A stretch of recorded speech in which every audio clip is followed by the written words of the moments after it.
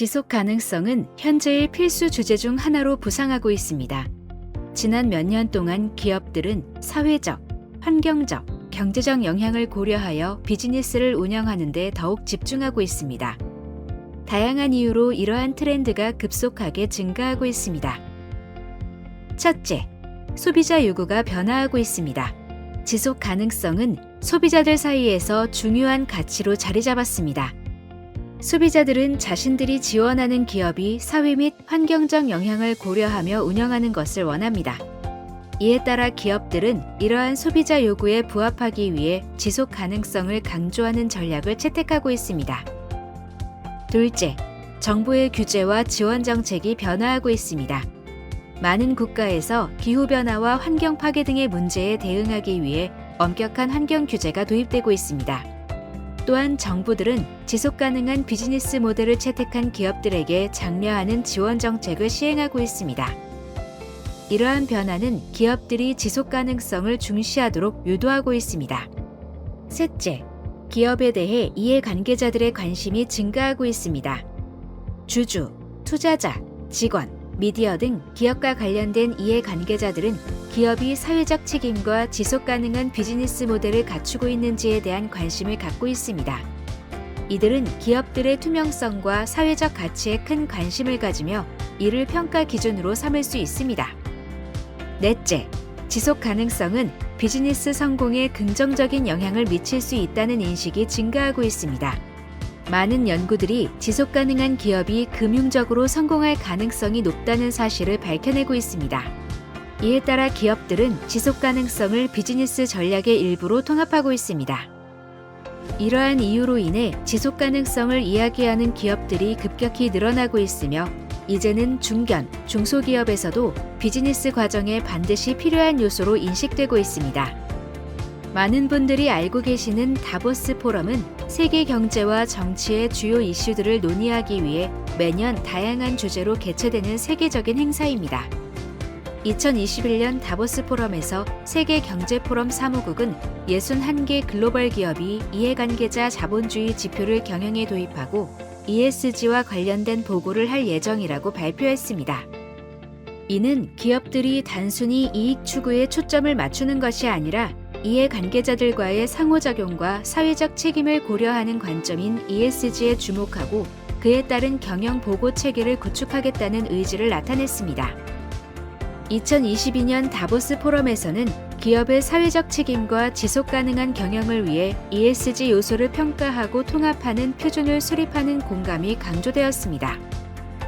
ESG 표준은 기업의 사회 및 환경적 영향을 평가하고 보고하기 위한 기준이며 기업의 지속 가능성 경영에 대한 투자자들의 요구를 충족시킬 수 있도록 도와줍니다.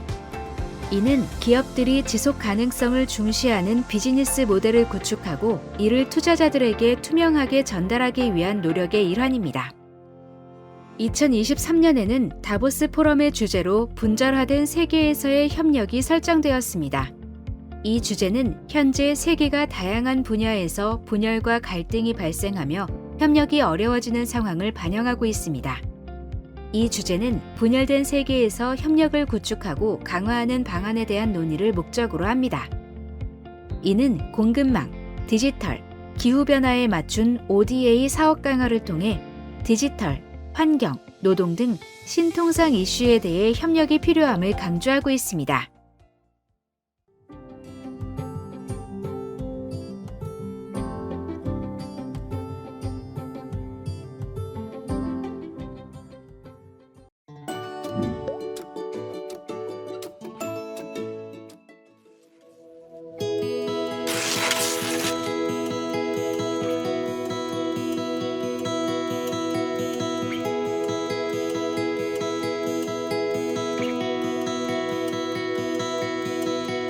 네, 그러면 이번에는 1차 시로 ESG 경영 이렇게 준비해요 라는 과제로 진행을 하도록 하겠습니다. 먼저 ESG란 아시겠지만 ESG는 기업의 지속 가능성이 얼마나 발전했는지 평가하기 위해서 환경, 사회, 거버넌스 요소를 사용하는 것을 의미합니다. ESG 투자는 기업의 지속 가능성과 사회적 책임을 고려하여 투자 결정을 내리는 방식을 의미합니다.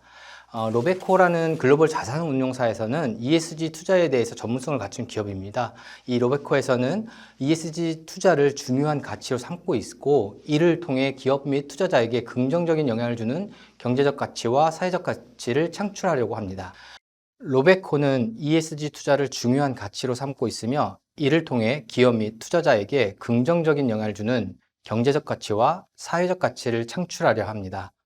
로베코는 다양한 방법으로 ESG 요소를 고려하여 투자를 수행하고, 기업의 ESG 성과를 평가하고 모니터링하기 위해 강력한 리서치와 데이터를 활용합니다.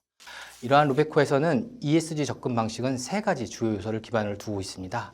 첫 번째, 환경적 요소를 고려하여 기업의 탄소 배출, 에너지 효율성, 재생에너지 사용 등과 같은 환경적 가치를 분석합니다. 두 번째, 사회적 요소를 고려하여 기업의 사회적 책임, 그리고 노동관계, 고객관계, 사회적 기여 등과 같은 사회적 가치를 평가합니다. 세 번째로는 지배구조 요소를 고려하여 기업의 투명성, 이사회의 다양성, 경영진의 보상구조 등과 같은 지배구조적 가치를 분석합니다. 이 세 가지 영역에 대해 충분한 데이터를 획득하면 어떤 주식이나 어떤 채권을 살 것인지에 대한 결정을 할 때 투자 과정에서 ESG를 통합할 수 있게 됩니다. 이러한 ESG라는 것은 최근에 나온 것은 아니지만 바라보는 관점은 변화했습니다. 과거에는 책임 활동을 보면 이제는 비즈니스와 통합된 관점에서 바라보게 된다고 말씀드릴 수 있을 것 같습니다.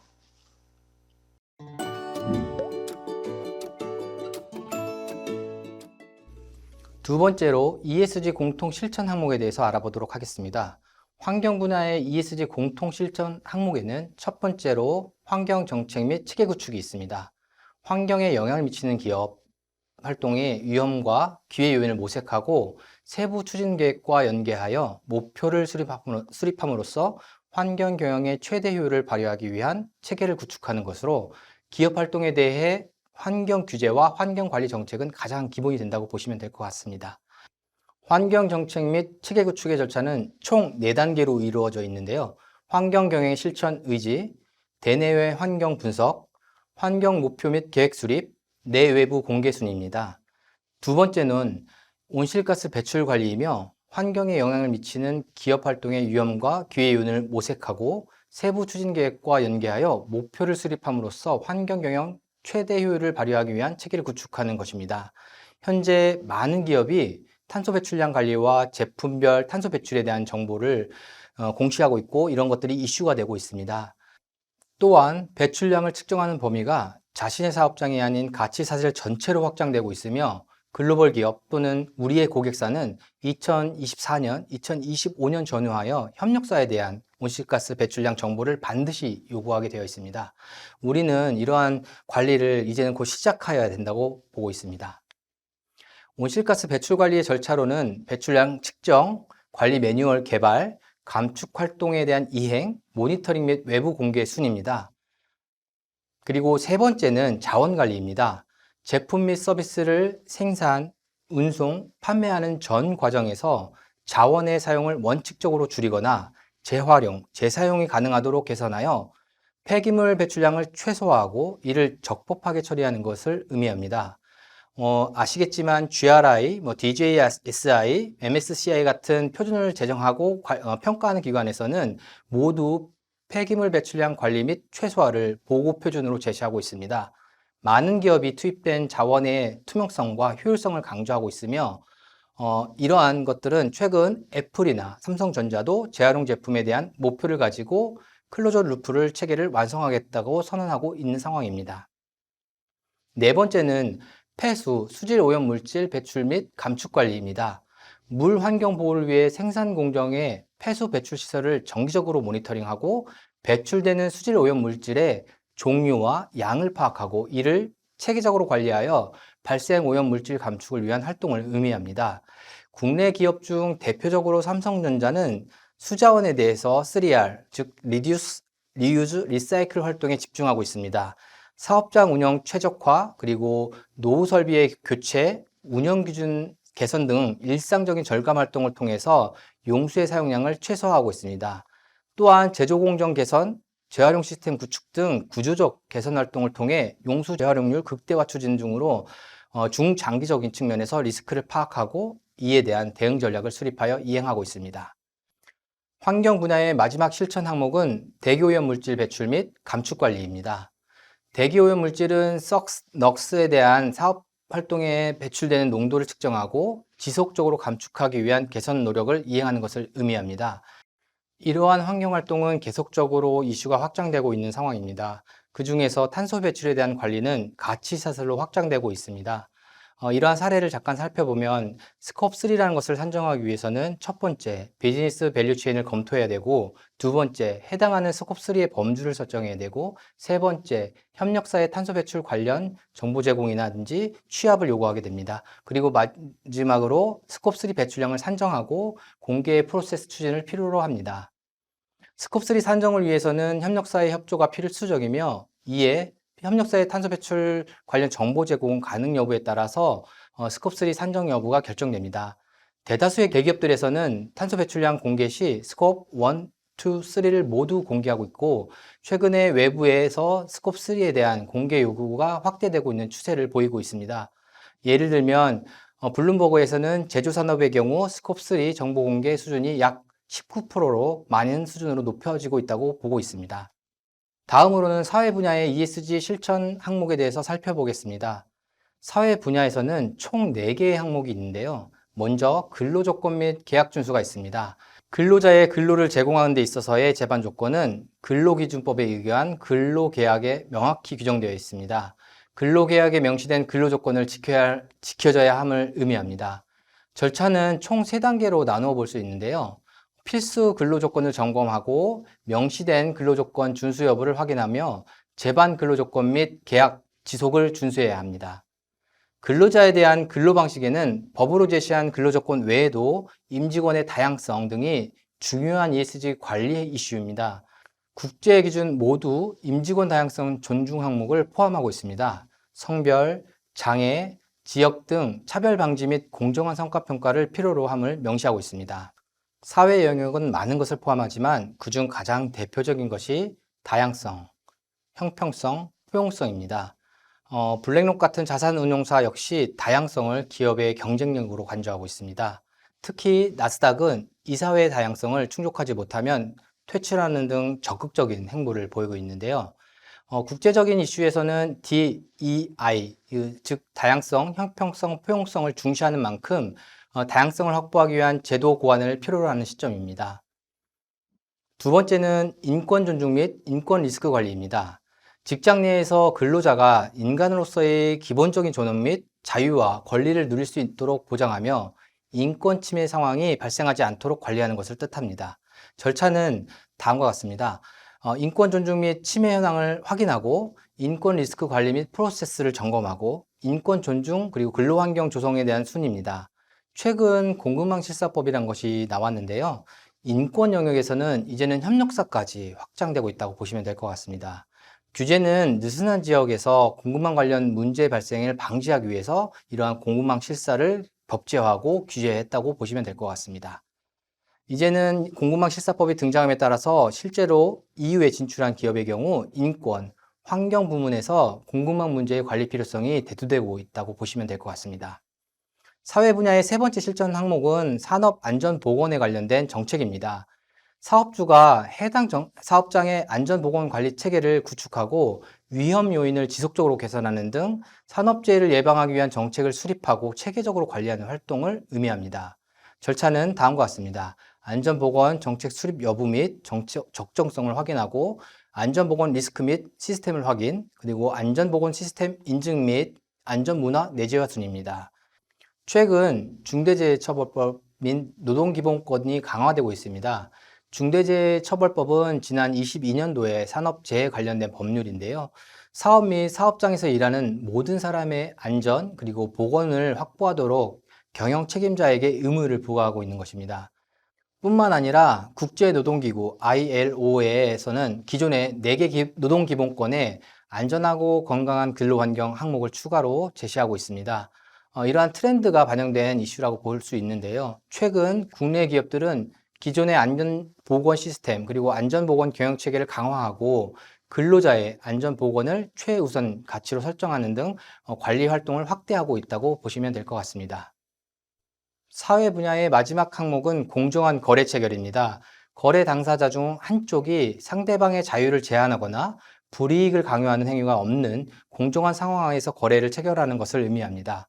공정한 거래 체결의 절차를 살펴보면 먼저 불공정 거래 행위를 확인하고 식별을 통해 사내 거래 공정거래 정책 및 기존 거래 관행을 점검할 수 있습니다.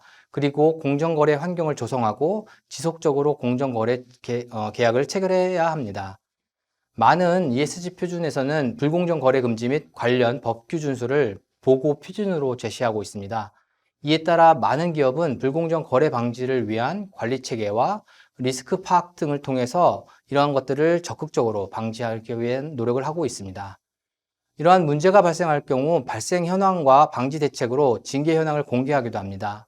불공정 거래는 주로 반부패나 윤리, 준법 경영 내에서 관리되며 사전 예방을 위해서 임직원의 반부패 교육 또는 청렴 서약서 같은 인식 제고 활동을 통해서 모니터링이라든지 신고 체계에 대해서 불공정 거래 재발 방지를 위해서 노력하고 있습니다. 다음으로 거버넌스, 지배구조와 관련된 실천 항목을 알아보겠습니다. 지배구조의 첫 번째 항목은 윤리경영 내재화입니다. 경제적, 법적 책임을 넘어 윤리를 최우선 가치로 하여 기업의 의사결정에 반영하고 투명하게 업무를 수행하는 경영정신을 조직 구성원과 가치관으로 받아들이는 것을 의미합니다. 윤리경영 내재화를 절차는 총 3단계로 이루어져 있는데요. 기업이 추구하는 윤리경영을 정의하고 윤리경영 활동 및 리스크를 점검하고 윤리경영 내재화 및 모니터링을 하는 것입니다. 윤리경영이나 컴플라이언스 위반 상황 발생 시 기업은 벌금이나 법적 제재를 받을 수 있습니다. 법적 위반이 아니더라도 오너 갑질과 같은 윤리적 문제가 발생하면 많은 소비자 불면 행위와 직결되기도 합니다. 대한상공회의소의 조사 결과에 따르면 주요 소비 행태는 가치 중심적에서 변화하고 있으며 윤리적 책임을 다하는 기업에게 유리한 사회 분위기로 형성되고 있습니다. 지배구조, 거버넌스의 마지막 실천 항목은 부패 방지 그리고 컴플라이언스 준수입니다. 일체 부패 행위를 방지하여 기업의 각종 부패 방지 관련 법규를 준수하고 감시하는 것들 그리고 내부 통제를 위해서 이런 과정들을 의미합니다. 부패 방지 및 컴플라이언스 준수는 다음 절차와 같습니다. 먼저 기업 경영 관련 부패 행위를 식별하고 내부 통제 장치를 작동 현황을 진단하고 그리고 지속적으로 부패 방지 및 컴플라이언스를 준수하는 활동입니다. 불공정 관련 대응을 위해서 가장 흔히 활용되는 방법은 ISO 37000 부패 방지 경영 시스템을 인증받는 것입니다. ISO 37000은 조직 활동 내 공공, 민간 비영리 뇌물, 그리고 조직에 의한 뇌물, 제3자를 통해 주고받는 뇌물 이런 것들을 위험을 다루고 있으며 PDCA 모형을 통해서 반부패 경영 시스템을 구축하는 데 도움을 주고 있습니다.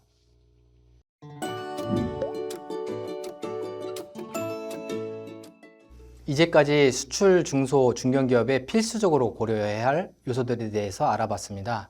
앞으로 ESG 경영은 선택이 아닌 필수적인 요소입니다. 잘하는 기업, 착한 기업이 아니라 기업이 밸류체인에서 선택이 되거나 도태가 될 수 있는 요소라고 생각합니다. 최근 발효되는 EU의 공급망 실사법은 기업의 자사 공급망에 대해서 ESG 관리를 강화하고 공급망 내에 있는 업체들의 지속 가능한 경영 활동을 모니터링하여 책임 범위를 넓히고 있습니다. 또한 자체적으로 선언 이후 공급망에 대한 관리 평가가 증가하고 있습니다. 여기서 우리는 우리 비즈니스에 맞게 공급망 파트너들과 협력을 통해 지속 가능한 비즈니스를 구축하고 사회 환경적 영향을 최소화하기 위해서 노력하는 것이 중요하다고 봅니다. 중견, 중소기업들은 ESG 평가를 대응하기 위해서 다음과 같은 요소들을 고려할 필요가 있습니다. 먼저 환경 분야에 대해서 말씀을 드리면 공급망 파트너들의 환경적 영향을 평가하고 우리에게 필요한 탄소 배출, 에너지 소비, 자원 사용, 폐기물 관리 등과 같은 환경 관리 지표를 고려해야 합니다. 중요한 환경에 대한 영향을 최소화하고 환경 지속 가능성을 지원하는 파트너를 선호하기 때문입니다. 두 번째로 사회적 측면에서는 공급망 파트너의 사회적 영향을 평가해 볼 필요가 있습니다. 이는 노동 조건, 인권 보호, 노동자의 안전과 건강, 그리고 노동자의 권리, 지역사회 개발에 대한 기여 등을 고려할 수 있습니다. 사회적으로 책임감 있는 파트너들이 협력을 선호하기 때문입니다. 마지막으로 지배구조 관련해서는 공급망 파트너의 지배구조를 평가할 필요가 있습니다. 이는 파트너의 투명성, 윤리적 경영, 회계 투명성이라든지 이사회 다양성 등을 고려하기 때문에 지배구조가 강화된 파트너와의 협력을 선호합니다. 수출, 중견, 중소기업의 성공적인 비즈니스를 응원합니다. 경청해 주셔서 감사합니다.